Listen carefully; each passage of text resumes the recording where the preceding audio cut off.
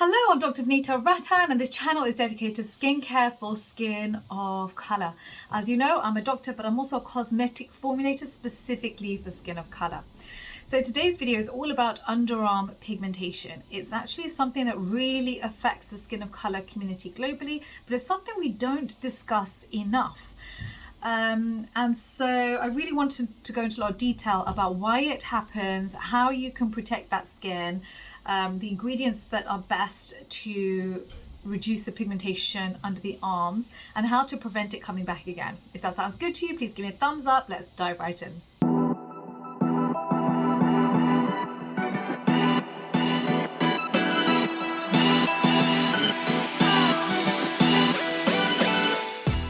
So I would see underarm pigmentation in my clinic typically in the run-up to summer. So in the run-up to wedding season, where brides want to be able to wear whichever outfit they want to wear, and summer because people want to wear strappy tops and sleeveless tops.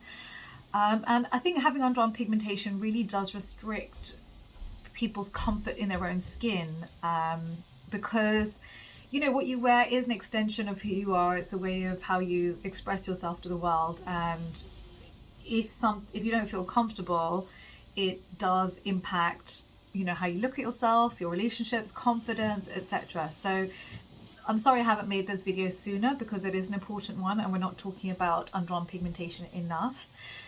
So the other issue with the skin under the arm is that the skin is actually very thin, so you can't actually be very aggressive with it. The other thing that you need to note is that it's a fold, which means that the temperature increases under the arm. Now when you put an acid on the skin and the temperature increases, the acid actually becomes far more potent. It becomes often too powerful, and can irritate the skin, burn the skin, and lead to more pigmentation. And this is unfortunately something else that I've seen, is that the way you would treat pigmentation needs to be different on different parts of the body. So, you know, you might be able to get away with a higher strength acid, for example, on the leg or the thigh, but you wouldn't want to do the same thing under the arm. So it's important to note that temperature has a huge impact on potency of acid. So Dr. V, what triggers pigmentation under the arm? So there's actually lots of different triggers. The classic one happens during puberty, where different areas of the body darken, often around the perioral area darkens, around the mouth area, the groin darkens, and the underarms darken. And this would just be normal darkening that takes place. The reason that this happens is that our melanocytes are larger. Those are cells that produce the pigment melanin, and those cells produce too much pigment in localized areas. So what you can do is to calm down those melanocytes and help to bring them back to normal. There are other causes, however, also of underarm pigmentation. Another common cause is acanthosis nigricans, and that's when you have thickened velvety skin that tends to happen in folds again, so under the arm, the groin area, and also around the neck area. In fact, today I'm filming another video specifically on acanthosis nigricans, so if that's something that affects you, please do watch that video. In addition, with skin of colour, any form of inflammation can trigger your melanocytes. That's why I always say one scratch, one bite, or one burn, and we hyperpigment. So with this, any form of contact dermatitis, irritation, rash, or eczema can also lead to pigmentation under the arm area. So it's really important to, first of all, prevent unnecessary inflammation from taking place, and prevent skin sensitizers from really touching the skin, but also if you have eczema, to get it under control as quickly as possible in order to reduce the amount of time your skin is being inflamed. So Dr. V, what is the treatment? First of all, you have to look at the cause. If the cause is inflammation, then you have to stop the trigger. So for example, if it's eczema, then you want to, please do watch my eczema video, because you want to protect the skin, improve the skin barrier, retain moisture in the top layer of skin, create a healing environment for the skin. You certainly don't want secondary infection from taking place, which just extends this vicious cycle of inflammation of the skin. If the cause is acanthosis nigricans, then ultimately you need to reduce the amount of glucose in the blood and get your insulin levels under control. If it's an infection, then you need to ideally get the infection under control. So whatever the trigger is, whatever's causing the inflammation, we need to stop that trigger first. The common mistake that I see being made is over scrubbing the skin. So people think, oh, let me just scrub really hard, I get this temporary brightening effect because you're taking away that top layer of dead skin. But the problem is your skin is a living organ, and skin cells will keep coming back to the surface and pigmentation will keep coming back to the surface because you haven't calmed down that melanocyte. In fact, what you've probably done is worsen the situation, and often you get spreading now of pigmentation because that excessive inflammation by scrubbing has basically allowed micro tears to take place, and now pigmentation is spreading. It's a bad idea to try and scrub away the pigmentation. It doesn't work that way. Melanocytes live at the basal layer between the epidermis and the dermis. So, you know, scrubbing is going to give you temporary brightening, but actually in the long term can be worse for you. Now, with all forms of pigmentation, whether the cause is inflammation, whether it's hormonal, it is still hyperactive melanocytes that are producing too much pigment in a localized area. So what you want to do is to use tyrosinase inhibitors. These are ingredients that slow down the rate of melanin production in that specific area. So the ingredients that I love for skin of color under the arms, I've written a whole list for you, so get your pen and paper out. I like kojic acid dipalmitate, tetrahexyl decaloscorbate, that's your fat soluble vitamin C, alpha arbutin, octadecanoic acid. I love sodium ascorbate phosphate.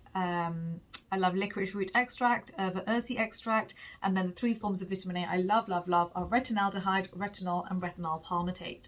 So all these tyrosinase inhibitors and antioxidants are great for pigmentation for skin of color under the arm area. I'd actually just like to go back quickly and tell you 2 other main causes of underarm pigmentation. One happens from shaving.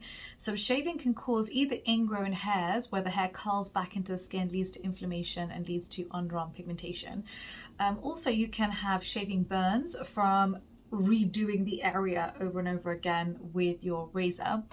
And the third thing that can happen is actually a nickel allergy. So if you are allergic to nickel, then make sure your razor blades don't have nickel in them, because that every time you use it, it's going to irritate the skin and it's going to lead to inflammation and more pigmentation. So that's also important to know. I'd also say make sure you use fragrance-free shaving foams and fragrance-free products as well, because again, fragrance is the #1 cause of contact dermatitis and can lead to more pigmentation. So avoid that. The other thing that I've noticed people doing nowadays is buying natural deodorants. So natural deodorants basically don't block the sweat. What it does is tries to mask the odor, and guess how it does that is by loading the product with fragrance. So I actually purchased a natural deodorant thinking that I was doing something good for the environment, doing something good for my skin, and it led to a rash and irritation under my arm. It led to pigmentation and then scabbing. And when I actually went back to actually bother to read the ingredients, the first ingredient was sodium bicarbonate. Now, sodium bicarbonate in small percentages at the bottom of the INCI list is fine because it's a pH adjuster. But when it's the first ingredient, it means it's a very high percentage and is alkali and will disrupt the skin barrier. It was such a big mistake, and it took months for my skin to recover. And this is me, you know, somebody that you would think is being vigilant with every single thing that I'm putting on my skin. But even I will fall for the marketing, and that's important to be aware actually when you make a mistake.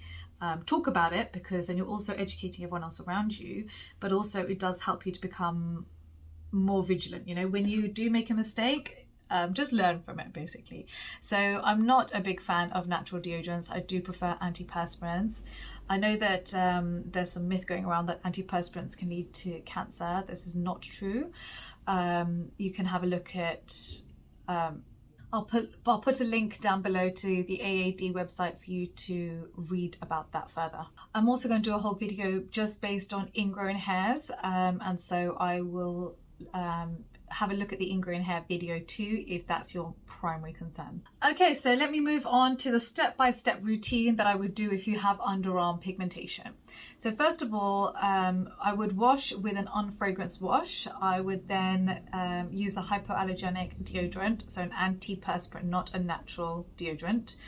At night, I would wash again with an unfragranced wash. I would use your tyrosinase inhibitors plus your skin soothers. So skin soothers are things like aloe, D-panthenol, green tea extract, Centella asiatica. Love all those ingredients. Tyrosinase inhibitors that I recommend for under the arm would be things like alpha-arbutin from The Ordinary. I like niacinamide from The Ordinary. Many different companies now are doing niacinamide. I also love tranexamic acid from Inzincable. So there are lots of different tyrosinase inhibitors that you can start with. If you're finding that one tyrosinase inhibitor, or layering two, is not getting you the results that you want, then you can upgrade to the Dr. V pigmentation body pigmentation kit. So I have put in 10 tyrosinase inhibitors into this kit, specifically for skin of color. So you can have a look, and this basically is great for underarm pigmentation, but it is an expensive kit, so I would say start off cheap always. This is £130 this kit, so start off with the £5–10 products. Do that for a good 3 months.